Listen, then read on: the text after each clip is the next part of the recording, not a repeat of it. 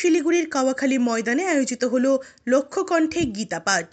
সারা ভারত থেকে প্রায় ৭০০রও বেশি বিশিষ্ট সাধু সন্তরা এই লক্ষ্যকণ্ঠে গীতা পাঠে অংশগ্রহণ করেন। প্রায় দিন ১৫ আগে থেকে কাওয়াখালী কুরুক্ষেত্র ময়দানে শুরু হয়েছিল আজকের এই দিনের প্রস্তুতি। অবশেষে রবিবার সকাল থেকে ঐতিহাসিক মুহূর্তের সাক্ষী থাকলো শহর শিলিগুড়ি। এই দিন প্রায় লক্ষাধিক মানুষ এই গীতা পাঠে অংশগ্রহণ করেন।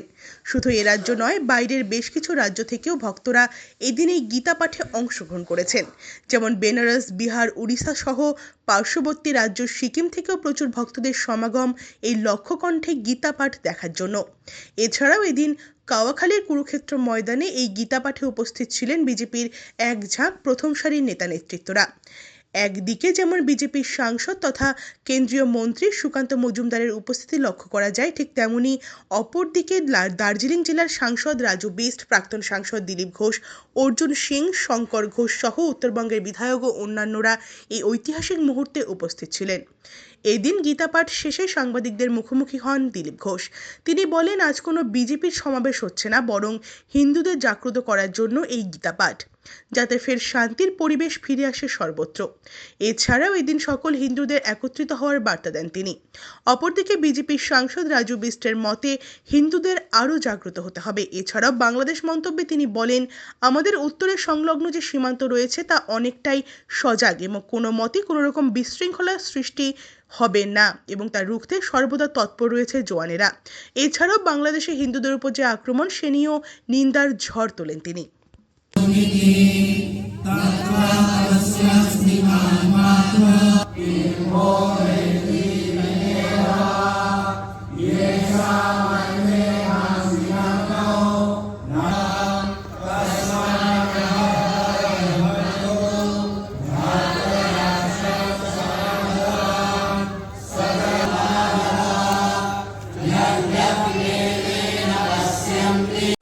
সমস্ত হিন্দুদের ভেদাভেদ ভুলে বৈষ্ণব, শাক্ত, গানপত্য, বিশিষ্টাদ্বৈত, ব্রাহ্মণ, ক্ষত্রিয়, বৈশ্য, তৃণমূল, বিজেপি, কংগ্রেস সবাই এক প্ল্যাটফর্মে, সেই প্ল্যাটফর্মেই হলো আমরা এসেছি।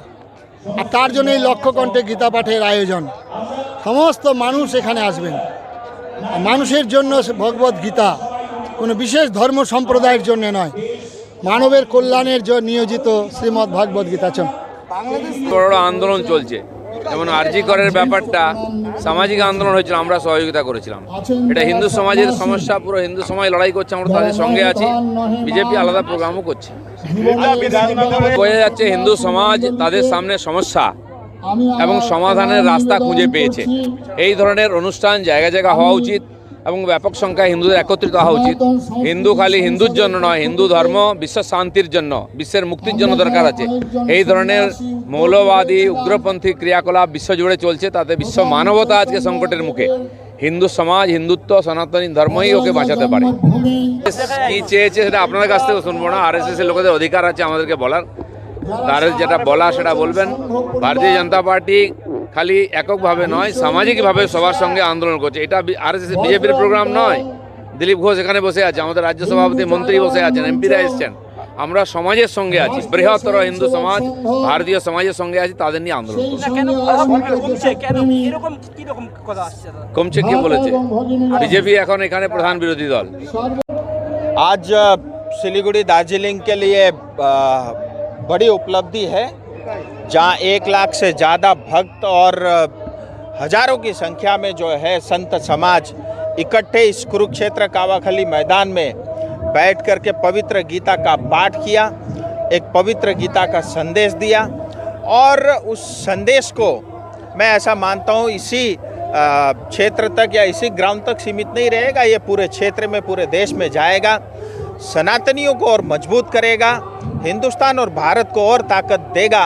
और जो भगवान कृष्ण के जो शब्द थे हम सब के जीवन में वो व्यवहारिक रूप में उतरेगा, मैं ऐसा मानता हूँ। मैं तमाम संत समाज का आभारी हूँ, उन्होंने इस क्षेत्र को चुना। मैं नॉर्थ बंगाल के 1 लाख से ज़्यादा भक्त जो इस कार्यक्रम में जो आए जुड़े, मैं उनका भी आभारी हूँ, मैं उनका भी बधाई देता हूँ। आप सभी मीडिया के साथी, आप भी आए और इस कार्यक्रम में शामिल हुए, मैं आपका भी आभार प्रकट करता हूँ। देखिए, जो कुछ भी आज बांग्लादेश में हो रहा है वो जो है बहुत ही निंदनीय है। और बांग्लादेश ये भूल चुका है कि आज अगर पाकिस्तान से अलग होकर के बांग्लादेश बना है, उसका एकमात्र कारण है भारत। और हमारे 17,000 से ज़्यादा जवान शहीद हुए हैं। हमने हमेशा बांग्लादेश को साथ दिया है, तब जाकर के इस दुनिया में बांग्लादेश नाम का एक राष्ट्र बना।